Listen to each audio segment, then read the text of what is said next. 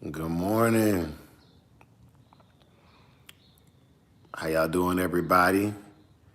It is Wednesday, March 15th, and today the puppies are 3 weeks old.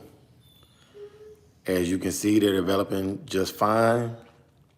They are asleep. Mom has fed them, and she's been allowed to go outside and enjoy some personal time this morning because she's been putting in work.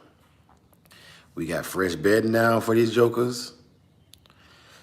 And yeah, we're gonna start the weaning process this week.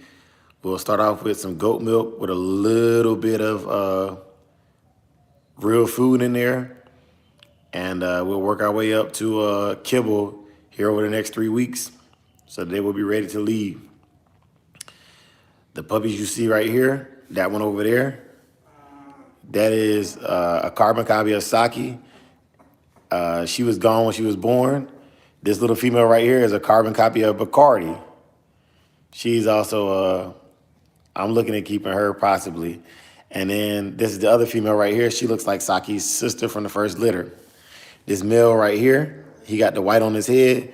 And then this biggest puppy, this male right here, he got a little white on his nose as well. But moving in the direction I wanted to when I first started this channel. Good morning. Hey, Dickie, that's all good, man. I appreciate the love and reaching out, bro. Asiatic brother, blessings and salute to you as well, sir. Crockett, good morning. But yeah, man, when I first started this channel, I told you I wanted to create the Williams Old Yeller Dogs. It was a phenotype I liked, not required at all. But JT, what's good, big dog? Yeah, man, I'm gonna click in with you a little bit later after this live, and we can chop it up still. But yeah, man. So I wanted to create a phenotype of the Old Yeller dogs, man, because when I was a kid, they had this movie called Old Yeller, and I really liked it. You know what I'm saying? Old Yeller was a fighter. Old Yeller was a hunter. Old Yeller was a protector. You know, he protected the kids from everything from bear to wranglers. You know, and that's I really feel like the dog Old Yeller was a pit bull, but we had to westernize the movie by making it a golden retriever, which I don't think a golden retriever is capable of most of the stuff that Old Yeller was capable of doing. But yeah, man, it is currently 7:58, and I wanted to share the puppies with y'all this morning, and let y'all see their progress, and you know what I mean, like just show y'all like them. I don't start my lives, y'all know I don't start my lives to right at the top of the hour. I don't really believe in jumping in there too early. I like punctuality. I'm going to continue to say that because consistency is key when it comes to building something that is going to be substantial and significant. Also, I see there's 8 viewers, but only 3 likes. If we can, let's get those likes up, please, and thank you. If not, I understand that too. And if you dislike it, please leave a comment and let me know why you dislike it so we can adjust and our vector for future shows. All right. It is currently 7:59, so we're going to be moving on to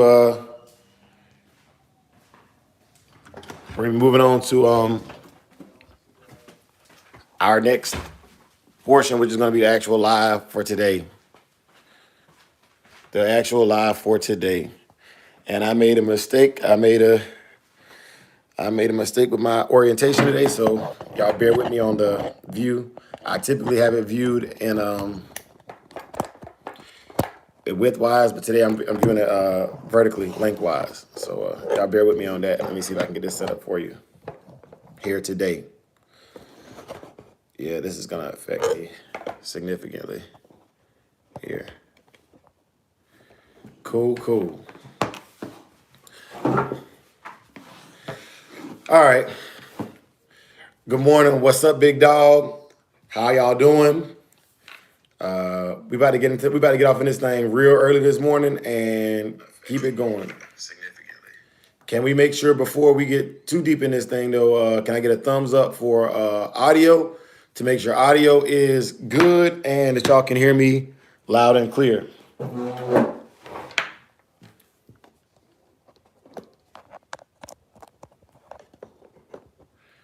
Okay. See, we getting them likes up. That's what I'm talking about. I appreciate y'all. Help me spread the algorithm. As y'all can see, I'm wearing the King Saki shirt today. The Samurai Kennels Modern Game Dog t-shirt. Thank y'all so much. And the back actually has a decal on it as well this time, y'all. All right. So y'all know I like to start off the show with some organization and structure because we like good order and discipline over here. Today's live stream is going to consist of, or the basic terms that I will cover throughout the live stream are going to be as follows. I'm going to cover terms like what it is to be a handler and what a handler does. Hey, thank you. I appreciate that, Dickie. A decoy or a helper. The backtie. Drive and the enthusiasm to work. Or drive is the enthusiasm to work.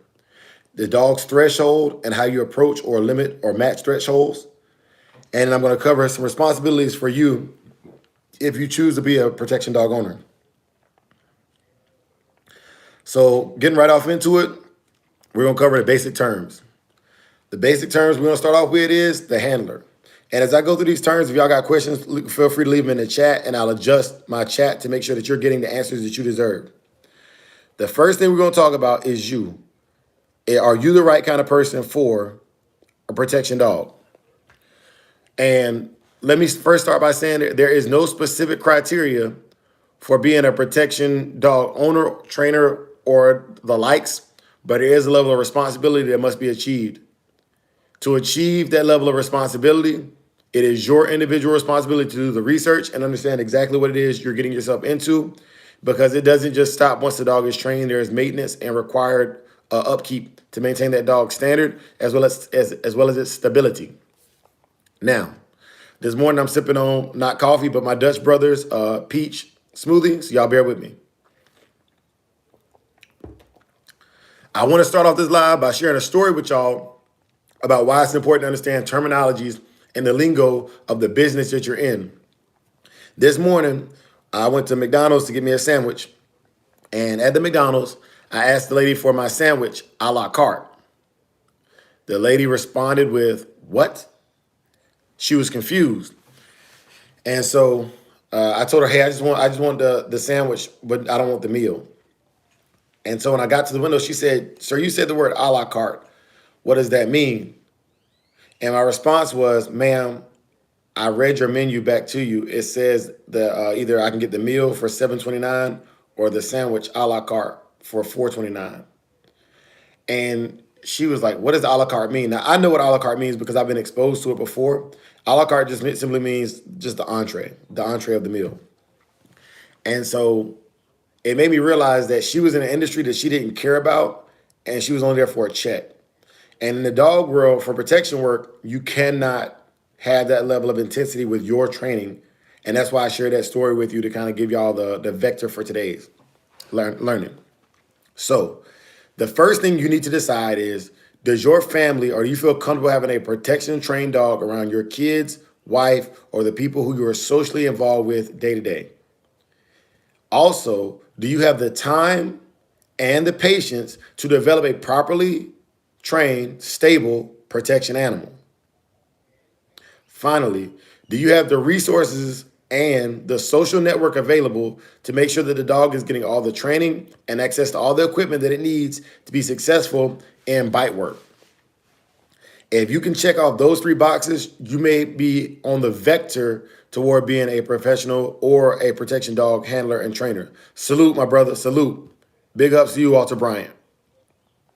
First term we're going to cover is going to be the handler. Now, for each of these terms, I'm going to give you specific stories of things that you need to be mentally prepared to get into, because each one of these stories I share with you happened to me personally, and it stuck with me a long time because of how harsh or how significant the correction was. A handler. The handler or the trainer is the individual who is responsible for control of the animal, either during the training session or in the animal's entire life. Typically, the handler will be the owner or the person who is going to be competing with the animal in the contest. In the box days, the handler was simply that, the person who handled the dog in the box. And it translates very well to protection work. A handler, to me, is defined as the person whose responsibility it is to manage the dog. So when I say handler in the future, if you're going to be indoctrinated into the samurai style of training and the samurai style of life, if when I say handler, I need you to understand it is your responsibility to make everybody else in the training environment safe from your animal. It is your job to maintain control of your animal through either an e-collar, a harness, or a leash. This is what the handler does. Now, my exposure to being a improper or greenhorn handler was the first time that I was exposed to people who did serious bite work. They asked me to hold the dog out of reach of the person wearing the bite suit so they could stimulate the dog, get the dog excited for a bite, right? Like, come in, they present themselves, and the dog is trying to bite them, right? So this was not my dog. I was not comfortable with this dog, and I didn't say anything. This was a big presser, 120-pound presser Canario, and when the decoy came in and presented himself, instead of the presser just leaning forward into the bite, the presser backed up and darted forward, which actually caused me to lose my balance, and it was able to grab the decoy. Now, had this decoy not had on the suit, this person would have sustained a serious, significant bite. So as a handler, I share that story with you to understand that being a handler is just as important as understanding how to wear and present a bite suit. Without a proper handler, the training cannot occur. Now, as a handler, there are several things that must occur prior to the bite session. Typically with me as a handler, I start 2 days before the bite session. So if I'm going to do a bite session on Friday, I would start today on Wednesday. What this looks like is on Wednesday, after feeding, I would reduce the amount of food that I'm given by 1/3. This is going to cause the dog to be slightly hungry but not starved. 2, the dog will remain in its crate as much as possible and not be allowed to exert energy unless I am there to help the dog exert energy. So typically, I'm only going to allow the dog to utilize the bathroom when I take it out. I'm going to keep it in a very controlled environment because I want to build up anxiety. A little bit of anxiety is good for bite work. So what's going to happen is the dog is kept in the crate for most of the day on Thursday, fed 2/3 of its normal meal, so that it has high energy and light weight. Then you come in on Friday morning with your decoy.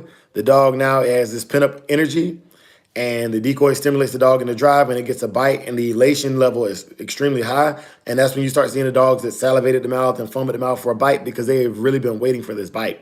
They build up the anticipation, as opposed to trying to do bite work every single day of the week. A bite session is planned, not just sporadic. So that's the step one for a handler. You must set the dog up to be prepared for the work you're going to do. Additionally, as a handler, it is your job to introduce small things throughout the week to your dog to get it prepared for a bite session. If you're coming to do a bite session with me and I give you homework, the homework's typically gonna be, okay, your dog's never been on a rag before. So I need you to introduce the rag to your dog this week and make sure the dog is comfortable with the equipment we're gonna use prior to the session. If we're gonna move on to a sleeve, then I need you to have it start with a sleeve, introduce the sleeve, hide the sleeve, introduce the rag, get the dog excited about the rag, hide the rag, present the sleeve in the same manner with the same motions, and transfer that aggression to the sleeve. This same process works all the way through until you transfer the dog from a sleeve to a person and vice versa. This is the process. This is how it's done. It's done through small progressions. That's the handler. Welcome to those y'all who just got here. We're covering today, is a protection dog for you? And so far we've covered what is a handler. We're moving into about that 14, 15-minute mark, so we're going to move into the next portion of today's live, which is going to be what is a decoy or helper. Good morning, Cannon G. Good morning. Salute. The decoy or the helper. The first thing I want to do is define this for you, because each one of these terms, when you're done with this video, you should know exactly what I'm talking about when I call out these specific terms. A decoy has the responsibility to stimulate the dog into the various drives required for training. Now, what I expect as a decoy is somebody who can read the dog's body language and actually give the dog what it is needing. As a decoy, to prepare to be a decoy, one of the things you will need is you'll need stamina. Because you are literally fighting a dog. And I mean, you're fighting. Sometimes you're flinging this dog over your head. Most decoy workshops, the decoys do like drills. So if you want to be a real decoy and you want to really get involved in this, you got to get in shape, because the bite suit depending on the level and quality of your bite suit, it can add anywhere from 5 to 40 pounds to your body. It is cumbersome. Some of them, the cheaper made ones, don't really move with your body well, so you actually have to force it to bend. There's a lot of things that you must understand about that. And even some of the sleeves can be heavier too, specifically when you're presenting it appropriately, over the head, forward presentation, out presentation to present the bicep. These things are tiring. And typically your decoys are going to be in better shape than the handlers most of the time. Also, the decoy is typically a really good handler themselves, because they have to understand. Most of the time, your decoy is going to be coaching the handler as to what they need to give. Your decoy also, for a good decoy, you don't want your decoy to be friendly with your animal, because eventually the decoy is gonna be pissing your dog off enough to really want to bite them. So with my friends, I'll decoy for their dogs. They'll decoy for my dogs, and I don't care about them ever being able to pet my dog. That's not, when you're making a protection animal, you're not making an animal for the intent to be shared. This is not a pet. This is a protection animal. Just like a service dog goes through different training and is exposed to different things than a pet dog, so is a protection dog. Now, as a decoy, it is your responsibility to understand the mechanics of catching a dog and stimulating drive. Before the dog ever bites you, it is your job to stimulate the dog and encourage the dog to do the things that we typically would not want the American Pit Bull Terrier to do. As an example, to get my dogs into a drive, I typically start off with what's called a bark and hold from a distance. We'll cover back ties in a little bit, but I'll give you this up front, and you can work it back with the information. So typically, I'll start off with my dog on a back tie, with my sleeve being presented consistently. And what I'll do is I'll raise the sleeve up. When the dog barks, I go, ooh, and I stimulate the dog into drive.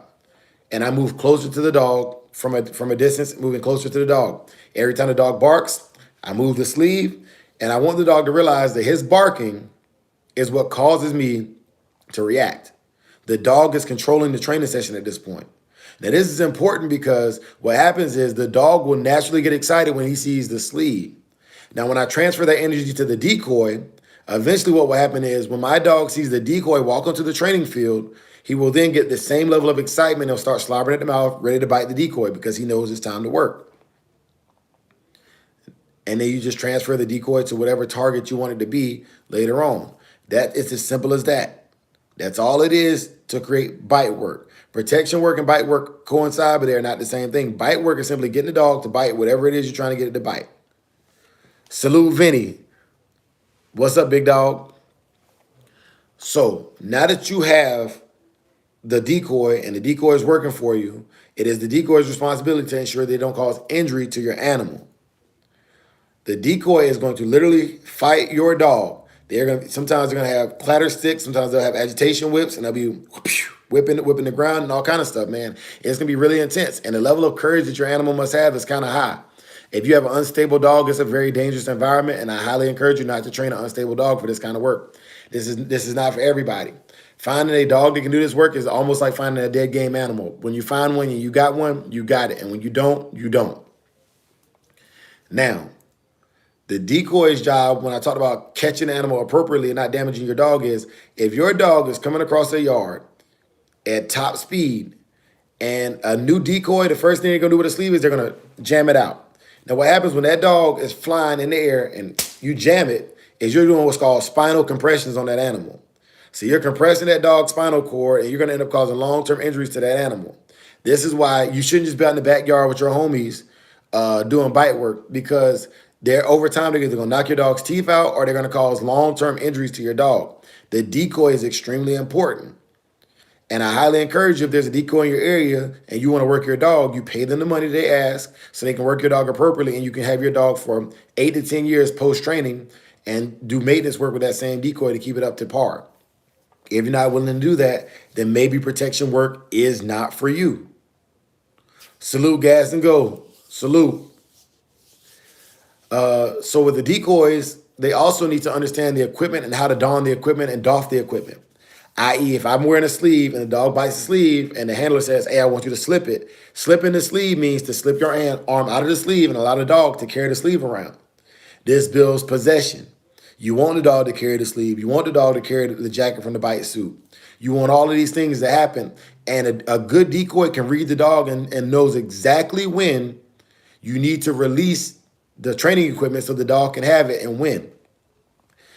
I'm always going to correlate the protective training to the pit because the skill sets are very similar. They're not the same, but they're very similar. The good thing about a good decoy is they utilize the same endorphins that are released from a good roll. If my dog was, and this is historically speaking, no dogs bred, sold, or trained for any illegal purposes, but knowing the history of these dogs makes it really easy to explain this to you. Now, if my dog has a roll, and my dog has a really good roll, and he whoops the piss out of the other dog, right? Then that dog's confidence is up here. And you want him to leave on a high note, specifically if this is if this is going to be your game animal. Now, the same concept is used when when a dog is fighting a man. If my dog is constantly getting whipped and thrown across the playing field by the decoy, you're going to lose some of the confidence and some of the drive in that dog. We'll cover what drive is in a little bit, but we're talking about the decoy right now. If you just got here, welcome to the chat. Peace and blessings to you. So far, we've covered the handler and the decoy, and I'm still working the decoy angle because this is probably the most important angle. Most people have the propensity to be a handler, but to be a really good decoy is extremely important. A decoy is damn near a dog whisperer because that decoy needs to know what bark the dog is using. And I'll give you an example. This is something that all y'all can relate to. All y'all dog brothers can relate to this. My dog can bark in a certain bark, and I know somebody at the door.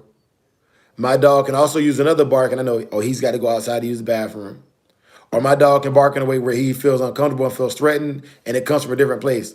The whiny nasal bark, he got to go bathroom. That deep guttural bark, he about to bite somebody. He's going to hurt somebody. All right? Understanding your dog is extremely important, and that relates back to the handler. But also the decoy needs to understand these because when you're as a decoy, it's your job to stimulate the different drives of this animal. You as the decoy, you must control the entire training session from the aspect of the dog is only going to give you as much energy as you give back. If you're a lazy decoy and you're not making no noise when it bites you, the dog is losing interest. This is why women typically make better trainers than men. But me as the decoy, the dog bites me, He starts to counter in. Countering means to grab and get a better grip in the same location. He starts to counter in, and I go, I raise up the intensity level so that he knows, oh man, I'm working. Now, if you're a box man, this is free game for the box man. I don't support or condone dog fighting, but it's the truth. If a dog has been trained to do bite work and he understands what it means to counter, that same dog will also hold better for you in the box. It's the same concept. The way it works is when that dog counters and I raise my voice, that's reinforcing behavior. It's just like when that dog chases a rabbit or chases a squirrel or chases a cat. The cat running reinforces the dog wanting it even more. That noise, that scream reinforces that dog. Oh, I'm working. I'm working. I'm killing him. Ooh, I'm killing him. And if that decoy does that every time that dog counters, that dog will begin to bite harder. Now, I learned this when I was working with depressors, and when I brought it back to the pits, I noticed my dogs started biting harder. Not because they were bred any differently, but because they were getting the reinforcement they needed to build up that drive. All right? So a decoy is extremely important, and a helper is extremely important. And they need to be well-versed in all of these things. Also, the decoy needs to understand that movement is essential. You need to be shifty. You want to be able to move and do, how like growing up, people would always say, don't make no sudden movements around him. Don't make no sudden movements around that dog. That's a true thing. Like, that's not a wives' tale. That's part of what being a good decoy is. You're supposed to do those shifty things to teach that dog what unscrupulous people look like. As a handler, it's your job to introduce that dog socially to other people, not letting them play with it. But what I do is, if I want my dog to know somebody, when I first see them, I'll say, hey man, look, come by, and I'm gonna give you the same treats that I use. And when you get out of your car, I'm gonna say, friend, And then as soon as you get close to my dog, I want you to produce the treat. Now, what happens is when I say the word friend, my dog is gonna learn that when that person shows up, that's somebody that will feed them at least. So that's somebody that can walk up and feed them, and that's trusted people. This is somebody I can call ahead of time and set up my training session. Hey, bro, when you get to my front door, I got some treats there. Before I open it, I'm gonna say the word friend. I'm gonna have my dog on a tight leash.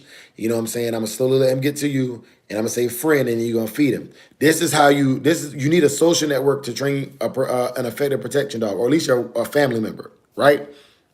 That's free game. You're welcome. Okay, cool. So far from the top of the hour, what we've covered is a protection dog right for you? Cover some specific life qualities you might want to have for a protection dog, not required, but highly encouraged. I cover what a handler is, and I've covered what a decoy is. Now we're going to cover the term a back tie. In protection work and bite work, I would say a back tie, an effective back tie is probably one of the best drive builders that you're going to have.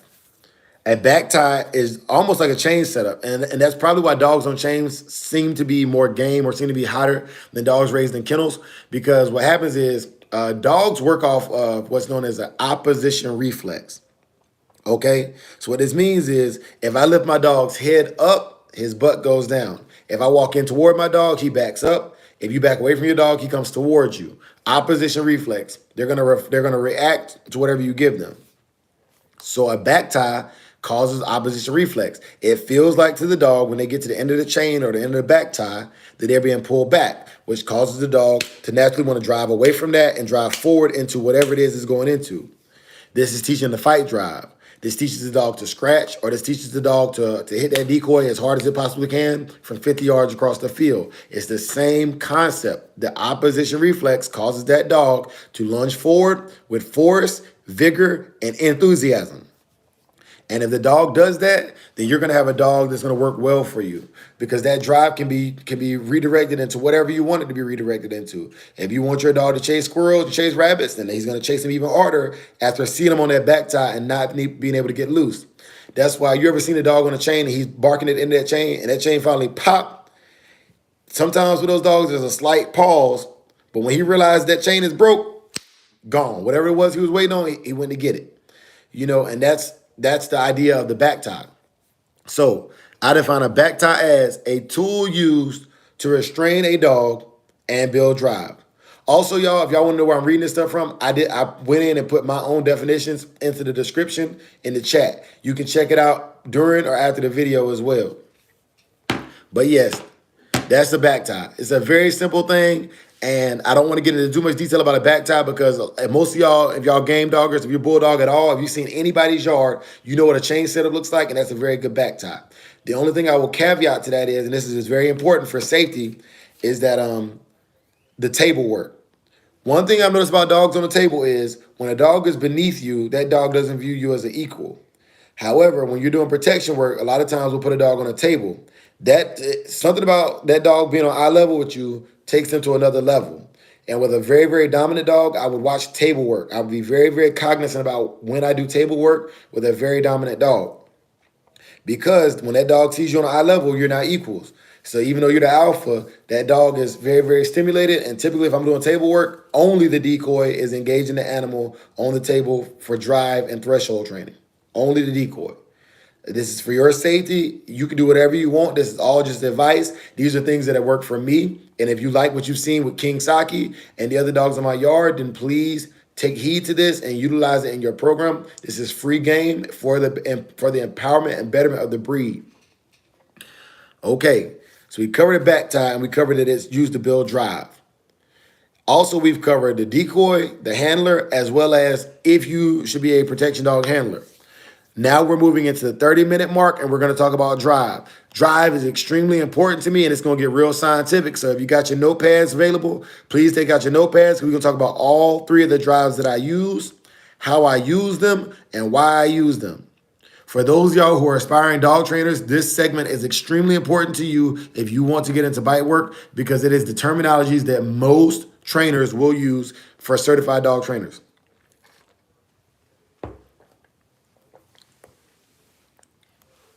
So the term drive is The enthusiasm to work. Now, I use drive for bite work and protection work, but drive is used for agility, obedience, and basic pet management. Drive is the key to a good training program. A dog that has drive, that is focused, will look engaged. And if you want an example of what engaged looks like, look at a dog when it's doing obedience work, how it's looking at the owner. If you watch my dogs are training, if they start to clock out and they start to achieve their threshold, which I'll cover next, they'll start looking away from you. Even with your treats, they're not focused on you anymore. Their drive is shot and their threshold has been reached. Now, to stimulate a dog in the drive, you must first know what drives the dog. We're gonna get real scientific, because like I said, get your notepads out. There are three schools of thought in dog training that I'm familiar with and that I will utilize. There's a fourth that I'll mention as well, but the three that I'm most familiar with is first, completely positive reinforcement dog training. This is the style of dog training that is used at Petco and most of the cookie cutter Karen shopping stores. What purely positive dog training is based upon is Ivan Pavlov's theory of classical conditioning. And if those of y'all who have been following me, y'all might be familiar with Ivan Pavlov. Excuse me. Y'all may be familiar with Ivan Pavlov. For those of y'all who are just tuning in, I'm going to explain it real quick. Ivan Pavlov was a psychologist who was credited with identifying conditioned responses. He took a bell and he would ring the bell before feeding dogs in an experiment. After about a week of ringing the bell and feeding the dogs, he noticed that the dogs would begin to salivate before the food was even presented, because they knew that the sound of the bell meant that food was going to be presented soon. Now, using that style of thought, or that school of thought, dog trainers were able to then associate other things, i.e., you say the word sit, the dog's butt touches the ground, you feed it. The dog is now conditioned in his mind, when I hear this word, if my butt touches the ground, I get food. This is purely reward-based, positive reward-based dog training, and it is very effective for teaching a behavior. However, I would never use only positive dog training in my style of training, because I don't have time for it. And if you want to use purely positive dog training, that's how it works. You teach a response, you reward a response within 1 to 3 seconds of actually completing the response, and your dog will eventually be conditioned into whatever behaviors you want. That's the secret. The secret is, ain't no secret. You got to work hard and do your job. Train your dog effectively. The second school of thought is going to be reactive-based dog training, which was taught by Mr. William Kohler back in the 1960s. This is also known as the crank and yank style of dog training. This meant that you would take a choke collar or a prong collar, and whatever you wanted, if you wanted your dog to sit, you would yank up on the collar, the dog would sit. Or you would pull up on the collar and leave pressure there until the dog sat down. Because opposition reflex, the head goes up, the butt goes down. Now, eventually, the dogs will learn really fast, like 2 or 3 times of getting cranked up on, and the dog will sit when you say sit. You say sit, crank, sit, crank. The dog will learn when you say sit, it better sit down immediately. Now, this only really works on a really, really hard style dog. And with the Kohler style of training, it's very effective and very quick for when you're ranking out police dogs, military dogs. They need it to rack out 11,000 dogs a year. That's needed. And it's very effective for a dog that can handle it. However, a dog that is too soft will become reactive, and this style of training gets the handler bit the most. Good morning, Melvin Harper. How you doing, big dog? Always blessed, always great, never bad, bro. But yeah, y'all. So the William Kohler style of training, what ends up happening is a really, really strong dog. It works really, really great. You're gonna have a dog that's quickly responsive, always responsive, because what the dog is doing is the dog is learning to turn off pressure. Like, I don't want any pressure. I'm just do what he says. And those dogs are like German Shepherds. What? They're kind of, they're reactive. They're reacting to your body language. And so, like, with that style of dog training, if you're not consistent with your corrections every time, sometimes you yank to the left, sometimes you yank to the right, you might confuse the dog and it might bite you out of choice paralysis. And let's talk about choice paralysis. Choice paralysis is when you give the dog too many options. So I'll give you an example. When I'm training a dog in new positions, sit, down, stay, come, whatever, right? I'll start off with a small area where the dog can't make a lot of mistakes. Because once again, everything in dog training, whether it be game dogs, whether it be dog training, whether it be protection work, everything is set up for the first year to 2 years that the dog is as successful as possible. What this means is you want your dog to be as successful as often as possible to raise their confidence and their want to do the work and praise them when they do a good job for you. This is important in the dog training process. Okay? So we got the William Kohler style, crank and yank, and we got the purely positive dog training down, which is I just give rewards. I only reward what I like, and I just don't reward what I don't like. The third school of thought is the school of thought that I use in my dog training program. And anybody who wants to join the Shogun Army or be down with the Shogun Army, this is the style of training we use. And it is known as operant conditioning. Operant conditioning is a conditioning style that was coined by B.F. Skinner. For operant conditioning, how it works is first we teach a response utilizing purely positive dog training, i.e., sit, the dog sits, yes, or a clicker. However, keep in mind that the reward, the dog needs to have that bell, like Pavlov, the dog needs to have that bell. Sit, yes, boom, treat. Sit, yes, boom, treat. Sit, yes, boom, treat. Okay? Now, once you've done this 100 times and you know the dog knows that it's supposed to sit when it says sit and it doesn't, then we implore the Kohler style of training or the cranking yank style of training. Okay, this dog knows better. And he's being willful because the American Pit Bull Terrier can be a stubborn dog to train. He knows better and he's not doing it. Sit. No sit. Don't say it again. You don't want your dog to learn that you're going to sing sit or repeat sit over and over again. Sit. He knows it. He doesn't do it. Crank. Boom. Okay, he's down. Yes. Sit. He doesn't respond. Crank. Boom. Yes. Now, what operant conditioning has done is he goes, I can just do it the first time and get rewarded immediately, or I cannot do it and get negative punishment. This is a balanced style of dog training. But this is going to give you the most balanced dog because the dog is neither reactive nor proactive. The dog is actively engaged and enthused about the training specifically with you. All right? So those are the three styles of and thought process in training. Purely positive, reactive, and operant conditioning or balanced dog training. Now, the fourth school of thought is not for me. When I was doing my certifications, I didn't even pay attention to it. I've only used it one time, and I'm going to share that story with you specifically to kind of articulate to you exactly why I don't use it. The third style of dog training that can be used for protection work is known as free shaping. Now, free shaping is very similar to positive reward-based training, but with positive reward-based training, you show the dog the movement. Either you use the leash to pull up on the dog, or you lure the dog in position by having a treat or toy in front of it. You show the dog what you want. This last style of training I'm going to share with you is probably going to make your dog the smartest dog possible, but it requires the most amount of time, diligence, and consistency. This style of training is known as free shaping. To free shape a behavior, I'm going to go with teaching my dog to lay down. When I was training Belgian Malinois, I had a Malinois that could do everything but lay down. And so I would try to force him down with the prong collar, but his butt would stay up in the air. Or I would try to lure him in and his butt would go down, but he would sit.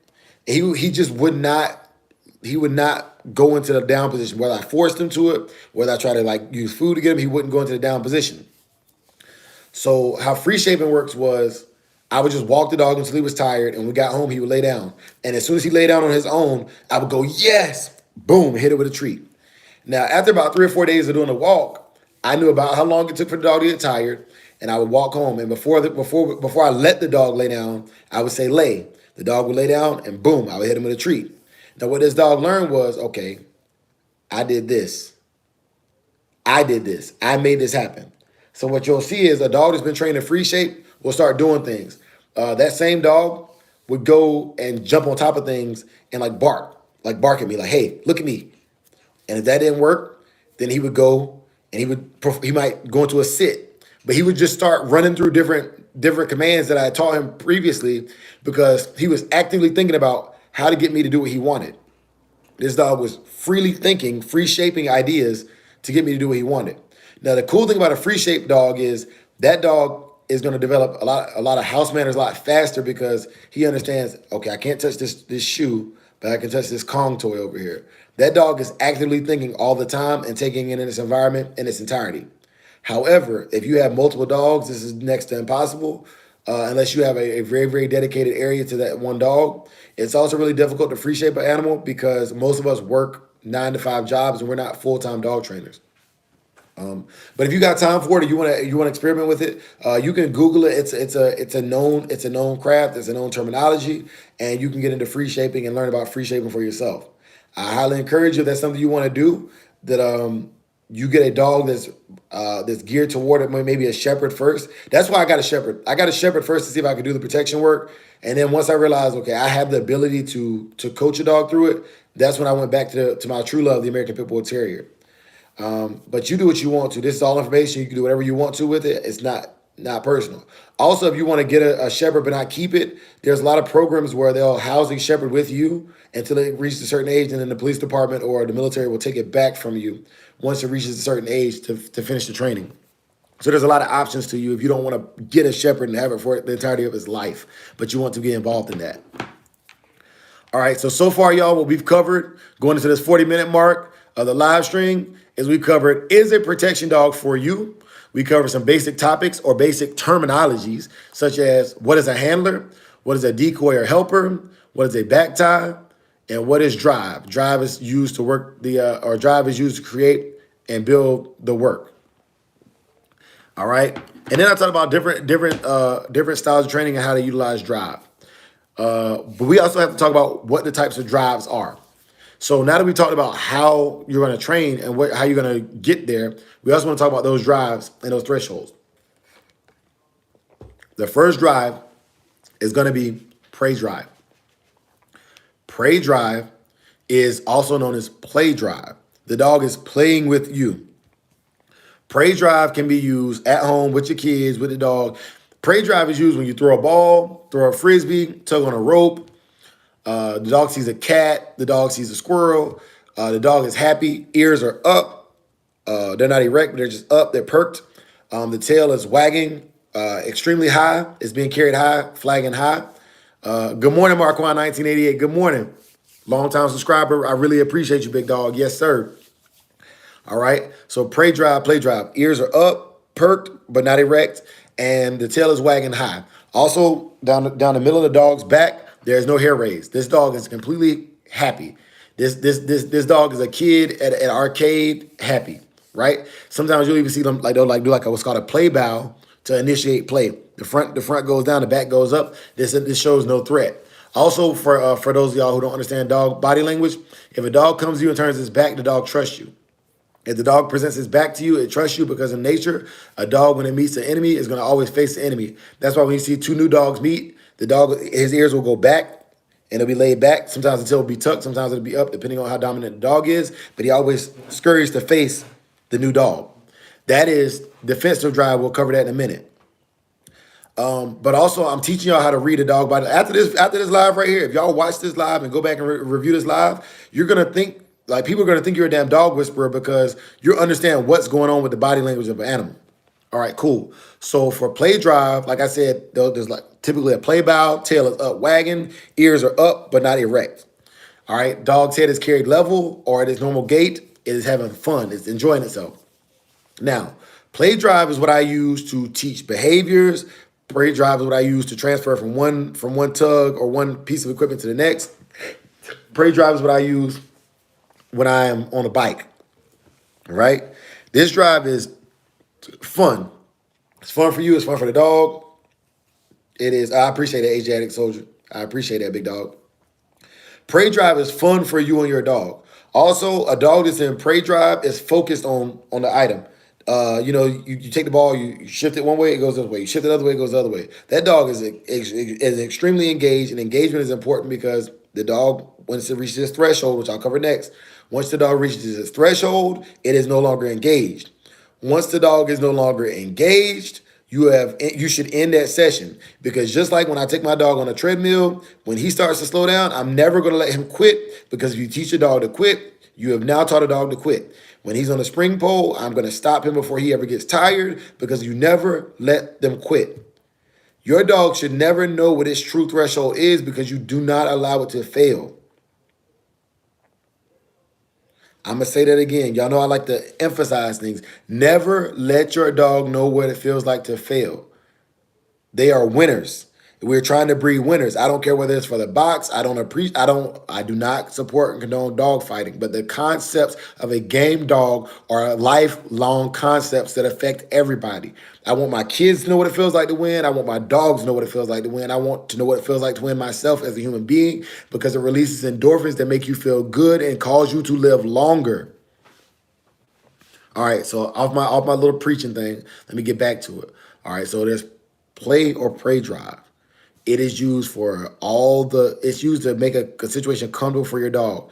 Every time I introduce something new, I want it in play drive so that it is lighthearted and the dog is fully engaged and going to work it as hard as it possibly can in prey drive. The next drive we're going to talk about is defensive drive. Defensive drive is also the closest your dog is going to get to being a cur in this style of work. So a dog that is in prey drive or play drive is a dog that is ready to scratch before it's been touched, before it's had a tooth in it. That dog is just showing good signs. That's prey drive.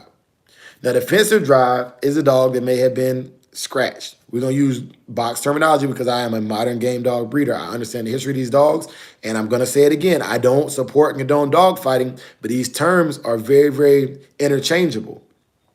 Now, a dog that has been scratched or a dog that is fearful of the opponent is going to show defensive drive.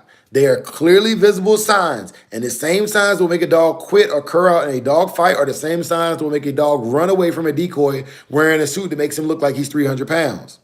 And if you understand your dog's thresholds, you will never let it stay in defensive drive unless you want the dog in defensive drive. You remove the object and get the dog out of that situation because we don't want them to lose.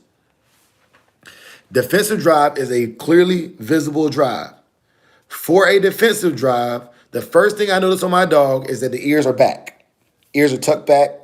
Tail maybe wagging if you have a really dominant dog, but typically the tail is down. Even if it's wagging, it's down, wagging down. That dog is defensive. That dog is defensive. If you have a really scary dog, that dog is gonna bite somebody or their dog possibly. If your dog has never bit before, I don't care if your dog has never bit before, it still may bite. Because what you'll see with a defensive dog is the ears are back, tail is down. It's kind of angling itself away from if another dog comes in, it kind of angles itself away, it's getting out the way.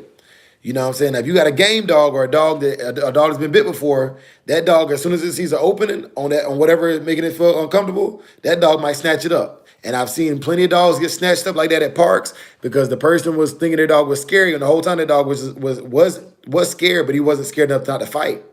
Tell y'all this life lesson: learn from game dogs.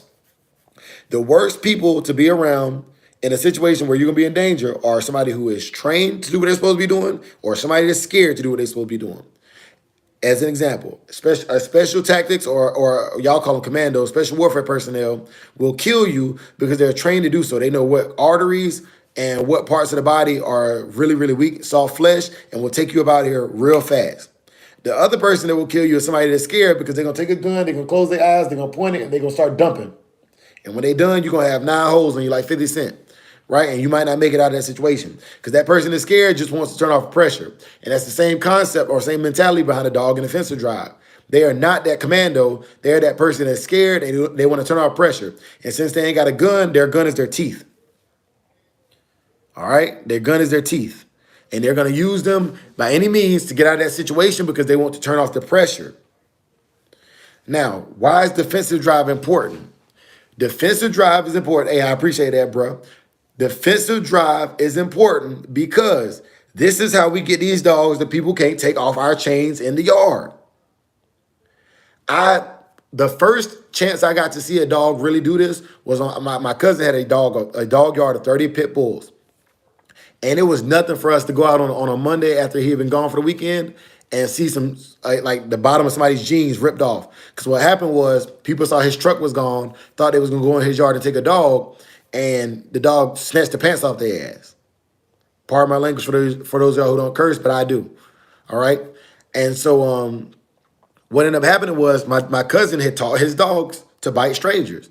And what he would do is he would get friends from out of state to come over there and agitate the dogs into defensive drive. And how you know they're in defensive drive is what I told you, the visible signs. The dog's ears would go back, the tail would wag. And he had specific strangers that would come over there and then he would do that with. He said, hey, I don't want you to be friends with my dog. There's no reason. You're not going to be in my yard when I'm not here anyways. And if you want to get a puppy, I'll sell you a puppy. But I don't need you to be friends with none of my grown dogs. I'm not selling none of them. They're not going nowhere. And then friends would come over, and this is I don't support animal cruelty, but for this stimulation, you have to understand this. The dog behind the ribs, behind the neck. Sometimes you can tug at the ears. I don't really tug at the ears. I don't want to mess up their full prick. But they would come over there and piss the dogs off. And before they would come over, my cousin would say words. Whatever his kill word was, he'd say, "Hey, get him. Sick him." Something like that. And every time these dogs saw this person, every time this person stepped on the yard, he was fucking with them. And what would happen was after 3 or 4 weeks of this person coming over, and they're like, okay, every time we see him, he's problems. Every time we see him, he's problems. He done told us the word. And what eventually these dogs learned was, all right, cool. We don't like strangers. When boss says his word, we know that whoever coming in the yard is about to bother us. And the dogs became classically conditioned to bite the person coming on the yard. They began to realize that if you ain't boss, you don't need to be out here. That was a trained response. That wasn't just, they weren't just naturally gangster like that. Like they was taught to be that way. Okay, cool. So now you got a dog, you understand what play or prey drive is, and you understand a concept of what defensive drive is and what it looks like. Now we're going to talk about the last drive. This is the drive of a game dog. And before I go into it, I'm going to give you the why it's so important that you understand the other two. First drive is a puppy. Second drive is a dog that is not turned on yet. The third drive is a dog that's turned on and is shown game. And that last drive is known as fight drive. The same drive that is used for a real game dog is the same drive that is used for a real protection dog. This is why in Richard Stratton's third book, The World of the American Pit Bull Terrier, page 72, he says that the best guard dog is a true game dog, a dog that has been tested. And since hold on, y'all, my daughter just got up. Hey, baby, your food is in there in that bag right there. You go eat it under that table, okay? Your game dog that is tested may not be tested in the box anymore. So what I'm teaching you is the progression of how I test a game dog in a protection situation. Now, no, that's mine. Yours is in the pancakes. Now, the game dog that is tested will go through the puppy phase. It'll get through some roles and some schooling, and then it's ready for the box. Now, the life of a protection dog is very similar. It goes through a puppy phase. You're building up confidence. You're introducing it to all the stuff that's going to be worked on. And then you go into the defensive drive. You're schooling it, getting it used to all the situations that make it uncomfortable so that when it's ready to perform in that box or that arena for a competition show dog or protection dog, is ready for it. Now, fight drive is a combination of play or prey drive and defensive drive. In the fight drive, the ears are up but erect. This dog is locked in and is not playing. The tail may be up, straight up, or maybe wagging, but it's wagging slow. That dog is completely focused on the matter at hand. Sometimes it might be wagging fast, depending if you got a high energy dog, but the puppy drive is smacking your leg. That fight drive, it's focused. It's armed and ready. It's locked and loaded. Okay? Now, with that fight drive, the things you want to look for is on the ruff of the neck, the fur will not be up. Only the fur closest to the tail will be ruffled. Top of the morning, Curtis McLean, top of the morning. Only the fur immediately in front of the tail is typically up in fight drive. And if you watch your dog, you'll see when it's in fight drive versus defensive drive. Typically, if your dog is startled, it's going to be in defensive drive until it assesses the situation. Even a dog that is game might go into defensive drive until it has a full awareness of the situation because you prepared it for that specific combative situation. Now, a dog in fight drive could have a high-pitched bark because it's still also tapping into that prey drive. It's ready to go forward.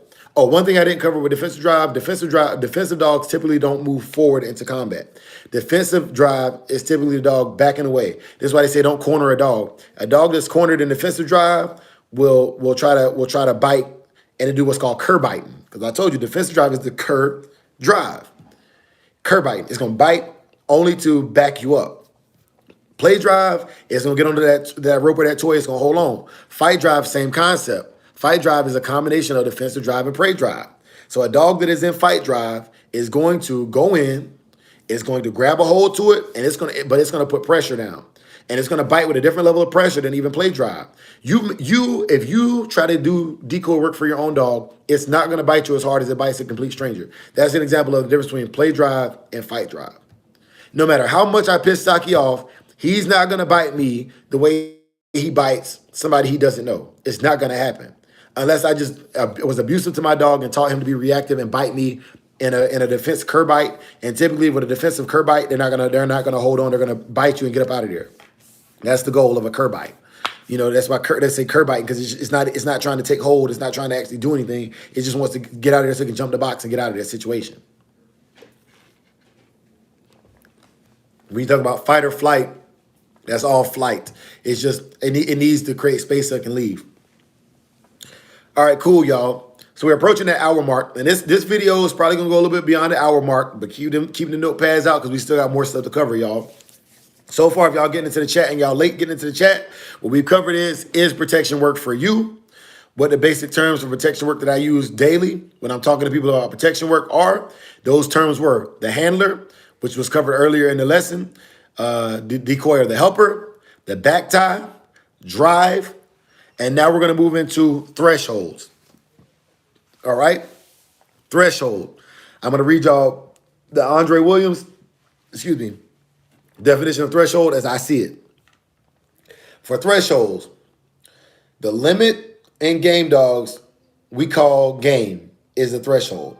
However, for working dogs, we're going to simply call it heart. How much heart does your dog have, or how much energy does your dog have left into it? I'll give you an example of a prey drive threshold, and then we'll go into a fight drive threshold.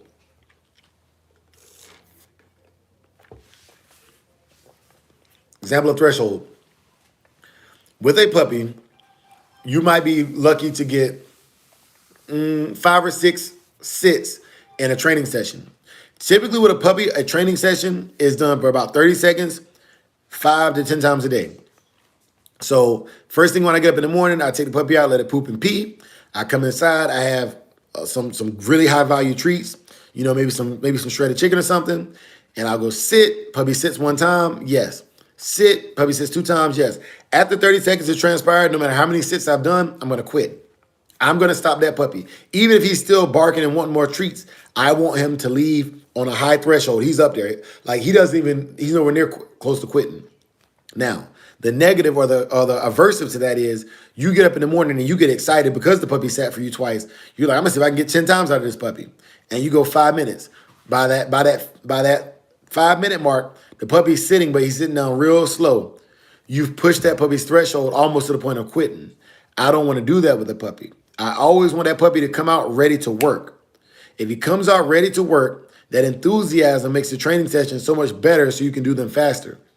Now, the way you build up a dog's confidence is like building muscles. It's not done through long sessions. It's done through consistency.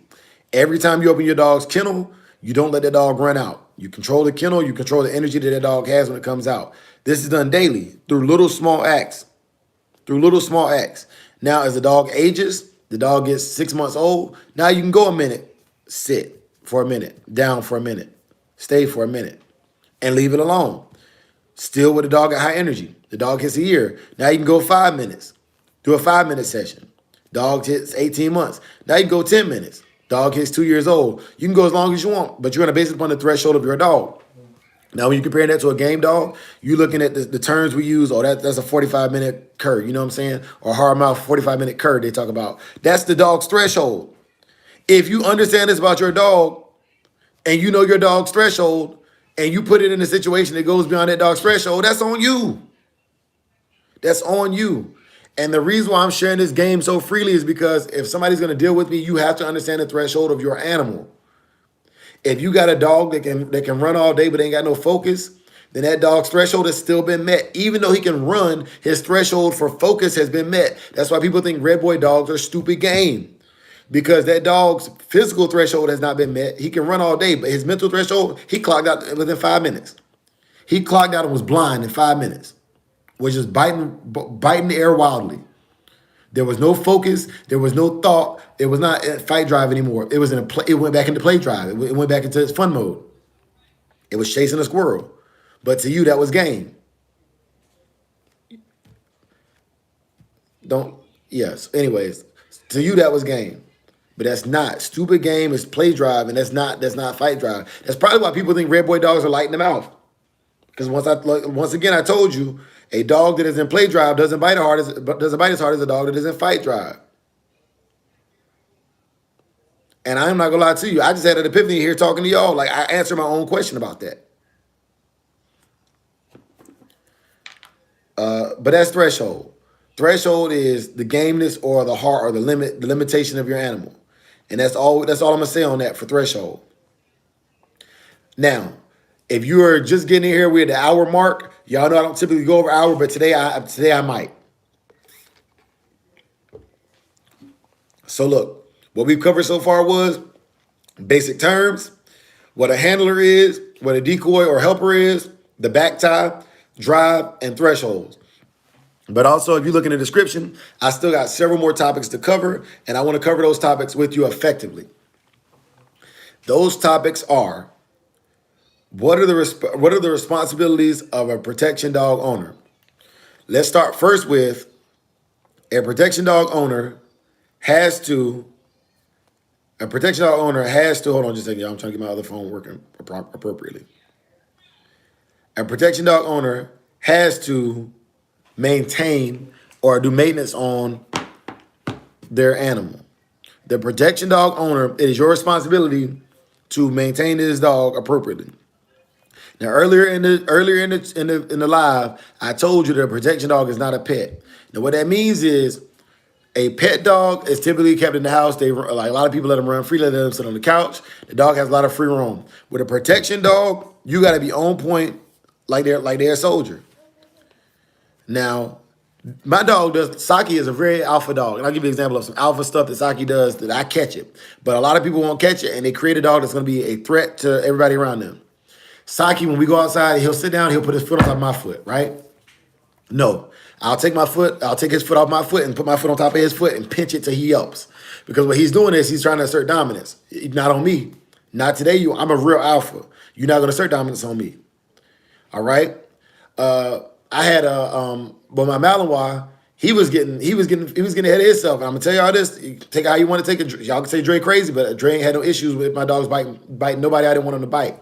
My Malinois got to the point where he was marking stuff, and he started feeling himself. So he went out and peed on the tree in my yard. It was dark outside, so I whipped out and peed higher than him on the tree and let my pheromones run down that pee. I'm the alpha. This is my yard. You can piss on them. You can piss on the mailboxes down the street, but this is my yard right here. And yeah, man, like I ain't had no issues out of that Malinois after that. But these are just things that I do, man. This is my ideology. This is the Samurai Kennel's way of training. This is the Shogun way of life. Hey, bro, I see that text, but I can't check it right now, bro. I'm gonna check it as soon as I'm done with the live. But yeah. So proper maintenance, proper upkeep. Like it's work day to day with a protection dog. Like I said, you got to confine them before you do a training session to ensure that dog has the energy, vigor, drive, and threshold to meet that training session or whatever you're going to do. It's your job to have the equipment or make the equipment available to them. All of these things are your responsibility as the pet owner. It's also your responsibility to keep 100% control of this animal. If you go out, I don't care where you at, have your leash, have your breaking stick. understand what it's like to have an e-collar, or anytime I don't have a leash or harness or something on my dog, there's an e-collar. Something. There's some kind of way for me to give a correction to that animal, because as a protection dog, that dog is trained to inflict serious bodily harm. All right. Proper maintenance of the dog. You might have to brush their teeth, because like biting on those jute sleeves and stuff will dull their teeth and erode their enamel. So you're gonna have to protect their teeth. You don't have to do this typically with a pet dog, or like you can get them brushed once you're with a vet, but no, you got to clean this dog's teeth and watch their gums, make sure their gums are fully hardened before you start doing heavy bite work. This is all your responsibility as the owner, as the handler. They should not be kept in the same environment as your other pets. This dog is not a pet. It's not. It's not. It can be part of your pack, and it can be introduced in and out intermittently. But it should not sleep with the other animals. This dog has a job to do, and it needs to do that job accordingly. This dog is basically your omega, not your omega. This dog is basically your beta. He's the second in command in your household next to people, and he doesn't need to have to be challenged by the other dogs. He needs to have his own den space. So yeah, so we covered, man. Like today's live is running long. We are with the 65-minute mark, but that's pretty much what I wanted to give y'all for the live today. I hope it was effective. If it was, please go ahead and hit the like button if you haven't hit it. Leave comments, man. Leave comments. I appreciate the good morning comments and stuff, but the feedback comments are what I really need. That constructive criticism, and also let me know if I'm giving y'all the information that you need. The right information that y'all need, because sometimes I can go off into a tangent. Also, y'all, I didn't do a plug. I meant to do a plug at the beginning of this live, but I will be putting out the rules for my digital dog show, and the rules. If y'all can hit me at samuraikennels@icloud.com, I can text them to you. The date is getting pushed further out. I'm pushing the date farther away to give y'all more time. And I've also incorporated into the dog show more classes with more chances to win trophies and money, monetary prizes. Oh, thank y'all so much. I appreciate it. I really do. I really do. And thank y'all for sticking through for the whole live. The classes that I'm allowing to compete this year are Best in Show, Best Male Adult, Best Female Adult, Best Puppy 7 to 12 months, Best Puppy 0 to 6 months. Bro, I appreciate you. I really do. I really do. I'm gonna get with you after this live too. Also, JTR, I gotta get with you too, bro. Fun classes. I'm also gonna have Best Brindle, Best Buckskin, Best Black Dog, Best Condition, and oh yeah, the best yard. And this is based upon only your yard and your upkeep of your yard. So I'm gonna tell y'all right now, like there's some kennels. I'm not gonna say no names because I don't want to seem biased, but there's some kennels who have they have every video I see, their yard is clean, their dogs are healthy, they got fresh water, and there's gonna be an award for that. The purpose behind these awards is to stimulate people to do better by these animals. Y'all know my brother Hurst at PBK9 has been showing y'all these dog busts and all these like animal cruelty cases. And the way to combat that is to have a better community. And if we're competing for the best yard, there's no way they're gonna hit us for the animal neglect. If we're competing for the best coats and the best looking dogs, there's no way they're gonna hit us for the emaciated looking animals, because our dogs look healthy and our yards are better than any other yards in the game. We are the best people and we have the best animals. We are. We are a brotherhood, and whether we like each other, whether we agree on everything, we are meeting the same challenges from a political standpoint. Even the protection dog world is getting hit with the same stuff. They hit them with cruelty cases for the prong collars and the e-collars. If y'all notice, go ahead and buy some e-collars if you're trying to get them, because they're starting to make them harder and harder to get in the public arena. When I first started buying e-collars, they had a million different brands that sold them. But now the ones they're selling don't actually have static shock. They have a vibrate and a beeper only. And for a high drive dog, that's not enough. It's not enough. Just like we know that the dog kennels don't always work for game dogs. A vibrate or a beep is not enough for a game dog when they're in full drive. Sometimes you gotta have that strong correction. Also, for those of y'all who are in the area for Texas, I will be at the Houston Dog Show next weekend to show Saki. He is in Keep. We are finishing up the Keep. I'll be giving y'all update videos on him every Sunday, as well as what's going on in the kennel. And also, I have one male available still off of this litter that I had off of Saki and Bacardi. That male, I haven't picked which male I want to keep yet. There's one I want to keep for the phenotype. There's one I want to keep for the genotype. And so it's up for discussion, but everything else is either spoken for or staying here. I really appreciate all the support. If y'all can do me a favor, though, for those of y'all who are still here, if you have social media, will you please share this live to all social media that you can? Because this is the start of people who want to get into the protection work. I'm going to gear my lives more towards the training side of things because I need more people that can train. I get more requests for people to send me dogs to train than I do for people who want to learn how to train their dogs. And I think that it's a foul that people would rather pay me to train their dog than spend time with their own animal. Yes, we are the best people, the best. Um, my brother said we are some of the best people. I'll tell you why we the best. The characteristics that we look for in our dogs, teach them. I appreciate it, bro. The characteristics that we look for in our dogs teach us what to look for in other human beings. Mark Twain said that the more I see a man, the more I love my dogs. And so with that, I'm going to leave y'all on a high note. This was our March 15th, Wednesday morning coffee talk. We covered a lot of topics today. Y'all, please, please, please share this in y'all various social media aspects. Help me push my message out there. Help me get this message out to the right people. And before you pick up a protection dog, watch this video again. This is Samurai Kennels. We over and out.